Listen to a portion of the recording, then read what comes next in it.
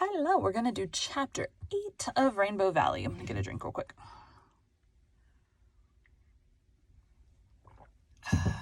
My throat is ready for a break from narrating.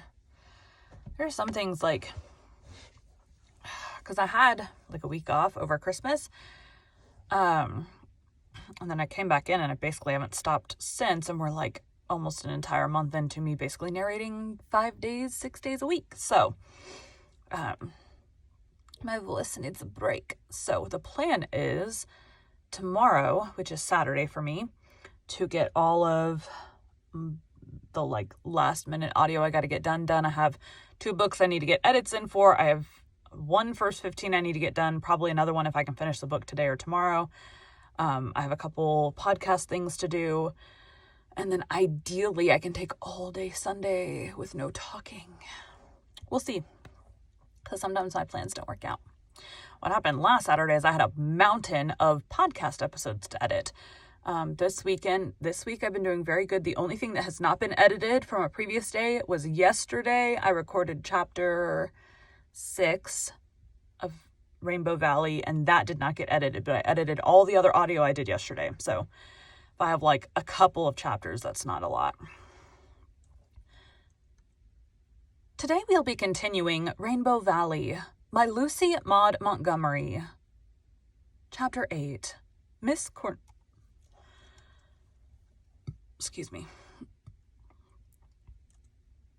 Today we'll be continuing Rainbow Valley by Lucy Maud Montgomery.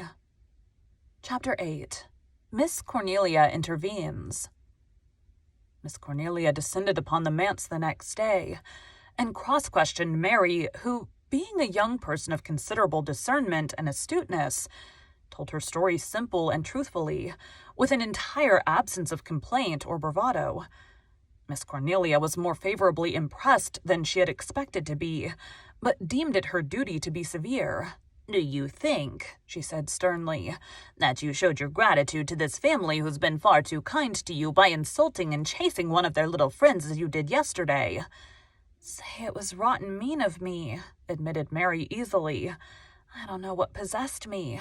That old codfish seemed to come in so blamed handy, but I was awful sorry. I cried last night after I went to bed about it. Honest, I did. You ask Una if I didn't. I wouldn't tell her what for, 'cause I was ashamed of it, and then she cried too because she was afraid someone had hurt my feelings. Laws, I ain't got any feelings to hurt worth speaking of. What worries me is why Mr. Wiley ain't been hurtin' for... What worries me is why Mrs. Wiley ain't been hunting for me. It ain't like her." Miss Cornelia herself thought it rather peculiar, but she merely admonished Mary sharply not to take any further liberties with the minister's codfish, and went to report progress at Ingleside. "If the child's story is true, the matter ought to be looked into," she said. "I know something about that Wiley woman, believe me. Marshall used to be well acquainted with her when he lived over harbor. I heard him say something last summer about her and a home child she had, likely this very Mary creature. He said someone told him she was working the child to death and not half feeding and clothing it. You know, Anne dearie, it has always been my habit neither to make nor meddle with those over harbor folks, but I shall send Marshall over tomorrow to find out the rights of this if he can, and then I'll speak to the minister. Mind you, Anne dearie, the Merediths found this girl literally starving in James Taylor's old hay barn. She'd been there all night, cold and hungry and alone, and us sleeping warm in our beds after good suppers." "The poor little thing," said Anne, picturing one of her own dear babies cold and hungry and alone in such circumstances.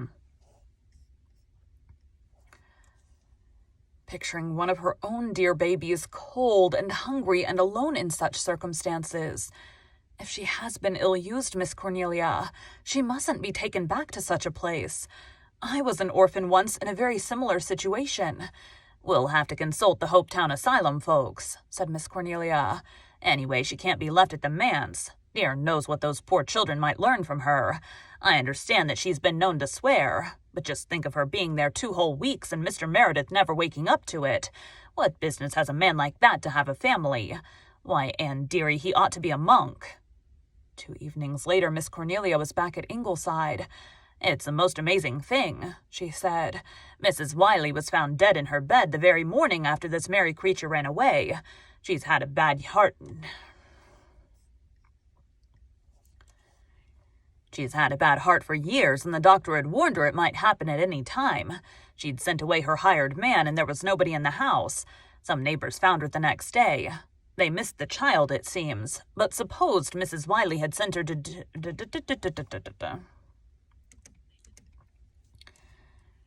They missed the child, it seems, but supposed Mrs. Wiley had sent her to her cousin near Charlottetown as she had said she was going to do. The cousin didn't come to the funeral, and so nobody ever knew that Mary wasn't with her. The people Marshall talked to told him some things about the way Mrs. Wiley used this Mary that made his blood boil, so he declares. You know, it puts Marshall in a regular fury to hear of a child being ill-used. They said she whipped her mercilessly for every little fault or mistake. Some folks talked of writing to the asylum authorities, but everybody's business is nobody's business, and it was never done. "I'm sorry that Wiley person is dead," said Susan fiercely.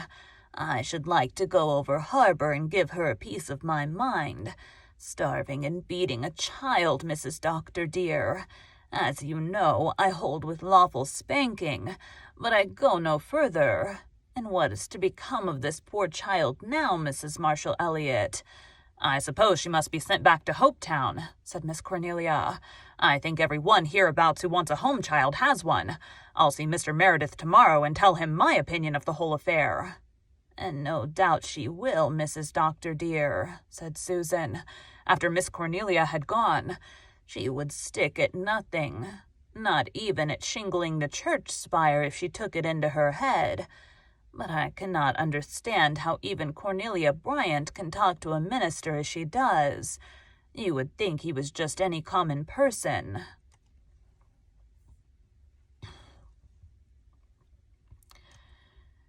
When Miss Cornelia had gone, Nan Blythe uncurled herself from the hammock where she'd been studying her lessons and slipped away to Rainbow Valley. The others were already there. Jem and Jerry were playing quoits with the old horseshoes borrowed from the Glen blacksmith. Carl was stalking ants on a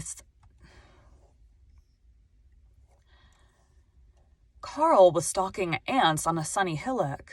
Walter, lying on his stomach among the fern, was reading aloud to Mary and Di and Faith and Una from a wonderful book of myths, wherein were fascinating accounts of Prester John and the Wandering Jew, divining rods and tailed men, of Shamer the worm that split rocks and opened the way to golden treasure, of fortunate isles and swan maidens.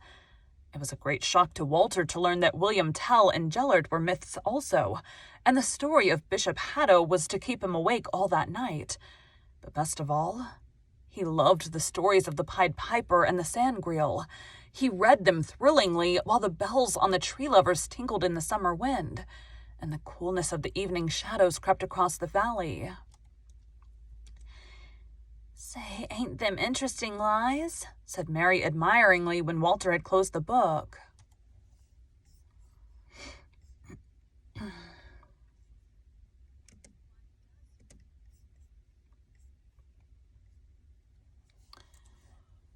"They aren't lies," said Di indignantly.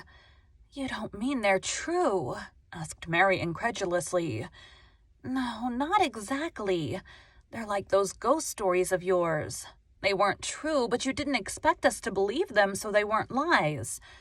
"That yarn about the divining rod is no lie anyhow," said Mary.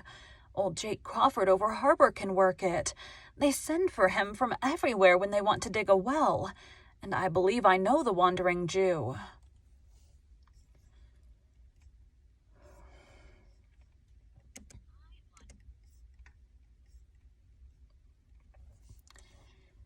"Oh, Mary," said Una, awestruck. "I do. True's you're alive. There was an old man at Mrs. Wiley's one day last fall. He looked old enough to be anything. She was asking him about cedar posts, if he thought they'd last well, and he said, 'Last well? They'll last 1,000 years. I know, for I've tried them twice.' Now, if he was 2,000 years old, who was he but your Wandering Jew?"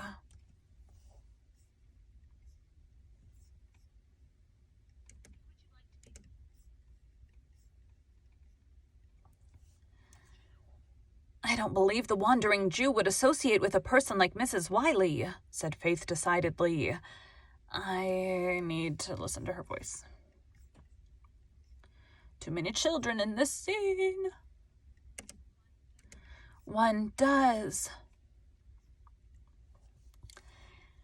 "I love the Pied Piper story," said Di, "and so does Mother. I always feel so sorry for the poor little lame boy who couldn't keep up with the others and got shut out of the mountain. He must have been so disappointed. I think all the rest of his life he'd been wondering what wonderful thing he had missed and wished he could have gone with the others. But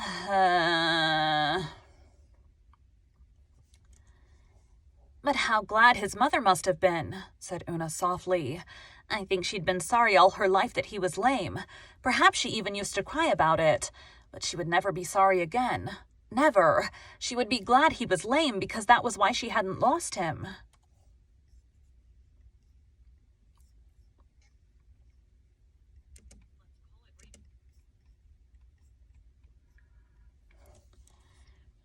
"Someday," said Walter dreamily, looking afar into the sky, "the Pied Piper will come over the hill up there and down Rainbow Valley, piping merrily and sweetly, and I will follow him down to the shore, down to the sea, away from you all. I don't think I'll want to go. Jim will want to go. It will be such an... I don't think I'll want to go. Jim will want to go. It will be such an adventure. But I won't. Only I'll have to. The music will call and call and call me until I must follow."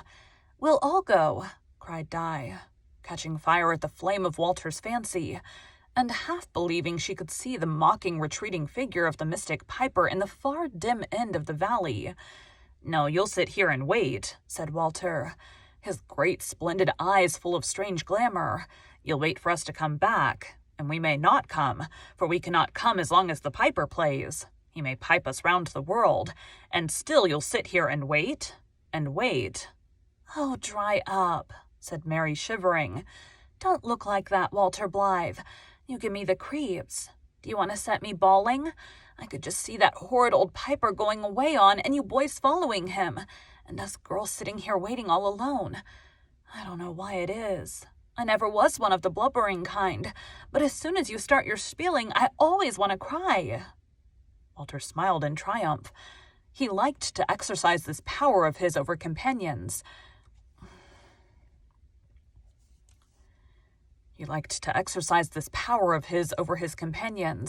To play on their feelings, waken their fears, thrill their souls. It satisfied some dramatic instinct in him, but under his triumph was a queer little chill of some mysterious dread. The Pied Piper had seemed very real to him, as if the fluttering veil that hid the future had for a moment been blown aside in the starlit dusk of Rainbow Valley, and some dim glimpse of coming years granted to him. Carl, coming up to their group with a report of the doings in Antland, brought them all back to the realm of facts. "Ants are darned interesting," exclaimed Mary, glad to escape the shadowy Piper's thrall. "Carl and me watched that bed in the graveyard.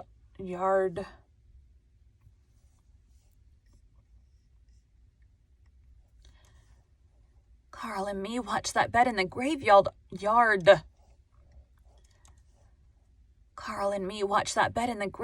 all Saturday afternoon. I never thought there was so much in bugs. Say, but they're quarrelsome little cusses. Some of 'em like to start a fight without any reason, far as we could see. And some of 'em are cowards. They got so scared they just doubled theirselves up into a ball and let the other fellows bang 'em. They wouldn't put up a fight at all. Some of 'em are lazy and won't work. We watched 'em shirking. And there was one ant died of grief 'cause another ant got killed. Wouldn't work. Wouldn't eat. Just died. It did, honest to goodness." A shocked silence prevailed. Everyone knew that Mary had not started out to say goodness. Faith and Di exchanged glances that would have done credit to Miss Cornelia herself. Walter and Carl looked uncomfortable, and Una's lip trembled. Mary squirmed uncomfortably. "That slipped out 'fore I thought. It did, honest to... true's you live, and I swallowed half of it. You folks over here are mighty squeamish, seems to me. Wish you could have heard the Wileys when they had a fight.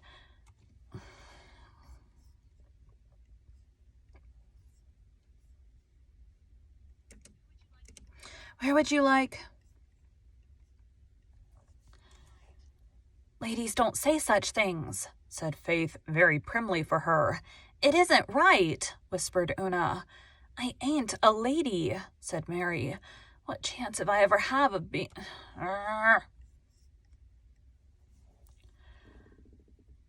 Stomach noise. I thought it was going to be burp. What chance have I ever had of being a lady? But I won't say that again if I can help it. I promise you. Besides, said Una, you can't expect God to answer your prayers if you take his name in vain, Mary. I don't expect him to answer him anyhow, said Mary of little faith. I've been asking him for a week to clear up this Wiley affair, and he hasn't done a thing. I'm going to give up. At this juncture, Nan arrived breathless.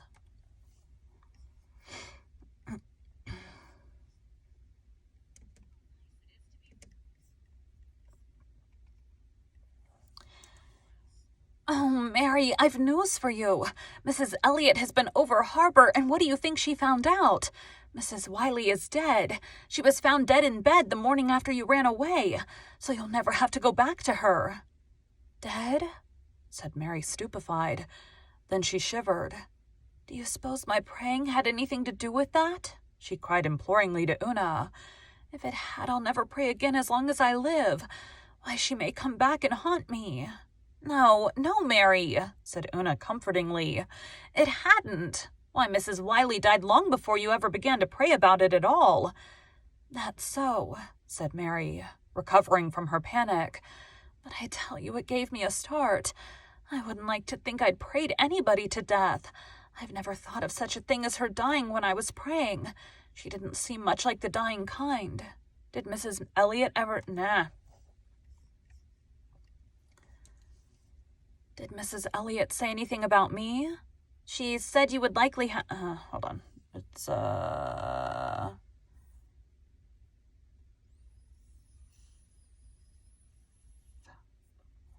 should be Faith talking. Nan's talking.